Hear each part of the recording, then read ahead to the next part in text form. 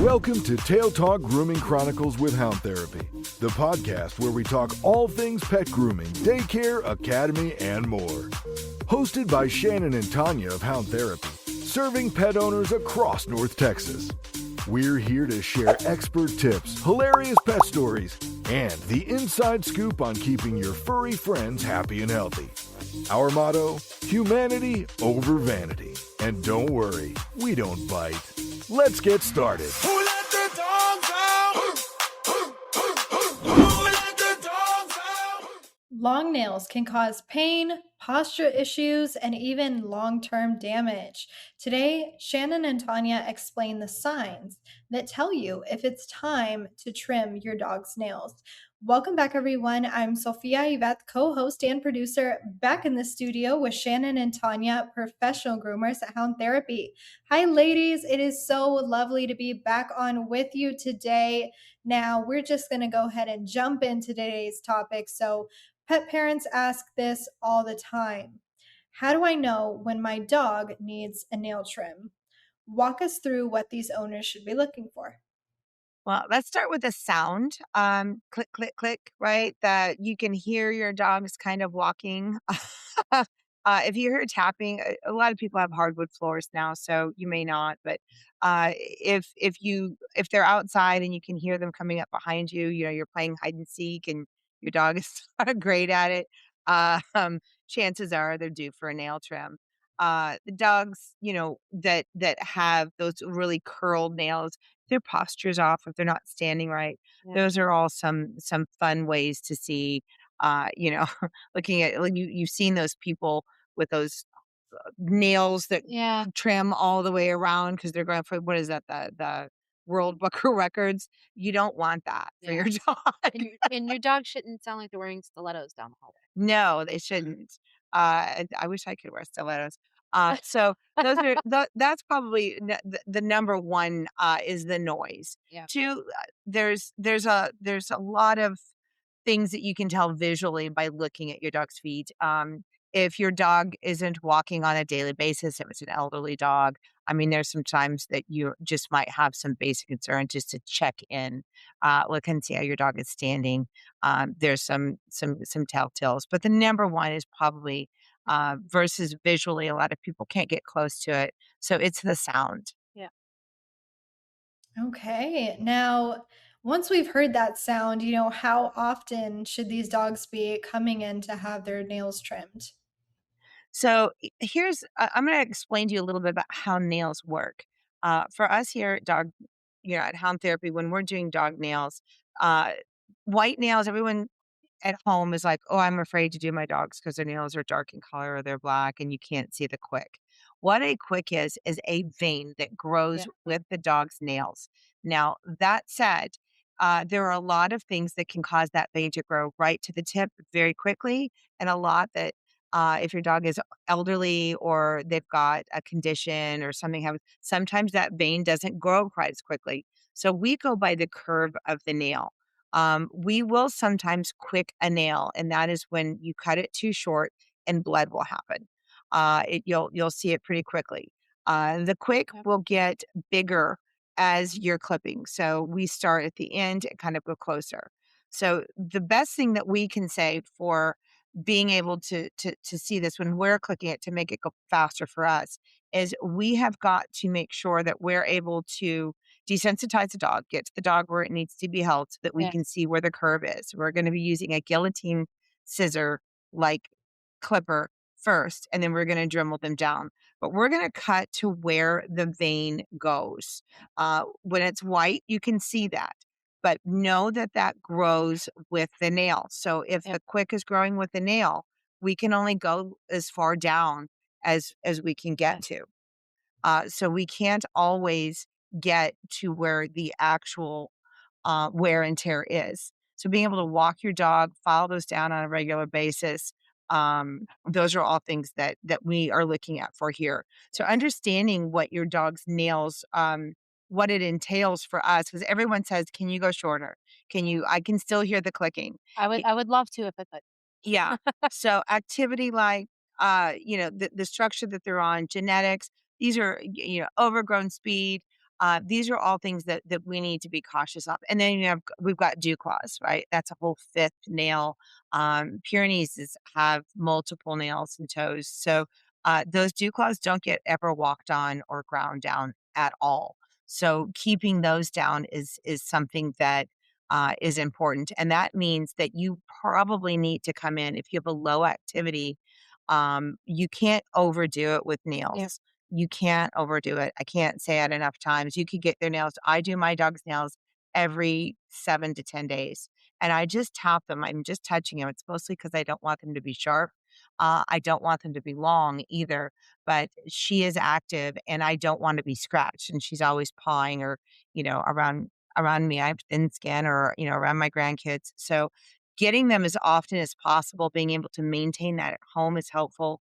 But on average, I would say every 2 to 3 weeks Yeah. would be a great time for nails. If you can't afford that, 3 to 4 weeks Yeah. is something that I would say would be a Yeah. good time to get nails done on a consistency basis. Now, let's talk about different breeds and activity levels. Does that play a part in how often the dog should get their nails trimmed? Nope, it doesn't. It doesn't matter at all. I would say breed wise, no, but activity level would definitely. Yeah, Yeah. I agree. Activity is something you could do, but breed, it does not matter. A dog nail is a dog nail, and that is really going to depend on what they're doing. Mobility, age matters more than breed. Activity level Yes. matters more than breed. Or Um, age. and where you're walking. Are you walking on carpet? Are you walking on concrete? Yeah. Are you walking on grass, dirt, gravel? Like, where are these dogs?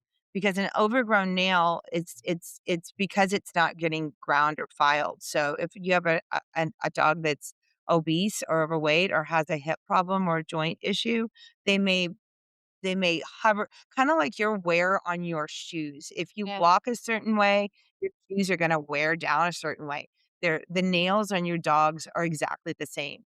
So one side might be really short, the 2 nails in the middle might be short, one side might be much longer. The back nails, dogs push off with their back feet, so that almost always the back nails are always shorter than the Yeah. front feet.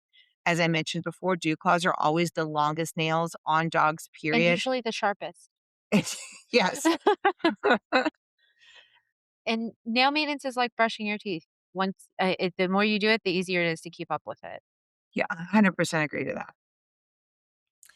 Now, what about for the owners that, they hate if their dog gets their nails trimmed? What words of wisdom do you have for them? Yeah, you have to be diligent. I would say that the majority of our nail trims are done, are brought to us by parents who do home grooming, self grooming, and it's the one thing that they Yeah. can't get done because their dog bites. Somebody came in yesterday with Yeah. a muzzled little bitty. They're always little She's bitty. so little. Muzzled, ready to go. I went to grab her and she went to bite me, and the owners looked terrified. Yeah. We have some holds and some techniques that we use here. We have multiple people that are used to handling dogs. We have good equipment. We have the right tools. We do Dremel here. That is our standard practice. We only cut nails if they're overgrown, and we need to get that excess off just immediately to make it quicker for the dog. But we always end up grinding it. The grinding versus clipping just makes them much, much softer. It kind of buffs it out. So for us, it is it's about technique and holds. And we do that mostly for aggressive dogs. I do it for dogs that too. People just they're afraid. We go back to the Yeah. black tag. They're afraid of quicking the dog, and I'm gonna look at you and every time, and I'm gonna say I might quick your dog's nails. That's kind of my, I almost always quick one on every new dog that comes in, just because that's kind of my guide on where the quick Yeah. is. And I mean, quicking, it doesn't hurt the dog. It's literally when you get a fingernail too short. It might be sore for a minute, but and it might bleed for a second, but usually after what 2 3 hours, it's usually fine. Yeah, and They and don't and even sometimes realize it's it's happened. within minutes. The Yeah. adrenaline will get to that vein a little quicker, so that you can see that early on. where if you were to quick farther back, cutting down with your, say, like a guillotine clipper, if think of a vein as coming to a tip or a close. If you cut way back at the widest part of that vein, it's going to bleed a lot more. Whereas if you're just barely rubbing the surface of the outside of that vein, it's just going to have a trickle of blood. And it's kind of like, hey, here's my quick. Also, the dog will usually pull back. So it's Yep. hard for owners to tell for dogs that don't like to have their nails trimmed because they're constantly have Yeah. that push-pull motion when they're reaching out. Where our holds, we don't hold in that fashion. So we're able to get a much better grip and really file that down. Yeah. I will say for pet parents at home, the easiest thing you can do to keep your dog used to getting nail trims is play with their feet. Yeah. Touch their feet as much as possible. Some dogs act like you're stealing their deepest, darkest secrets when you're touching their feet, but they will be fine. Yeah. Electric toothbrush, you can touch them with that, getting used to those noises, sounds, and the feels. Yep. Because it is a different sensation. So doing it correctly and doing it appropriately are the keys there. Doing it so that you've got a quick nail that hurts you more than it does them. It is not a big deal. We don't want to do it for every nail, right? So, but one or two, sometimes you have to quick them back.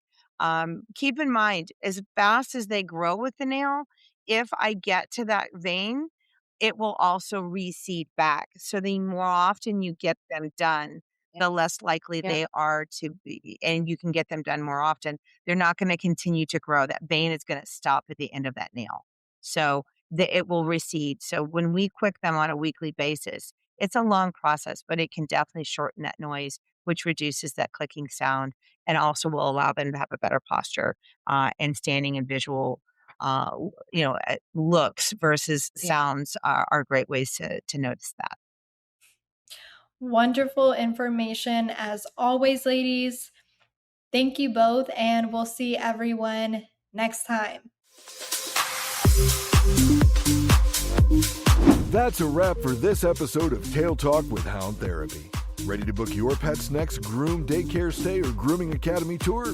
Call us at 469-367-0009. That's 469-367-0009 to schedule an appointment. Or visit us online at www.houndtherapy.com. Serving North Texas with expert pet care.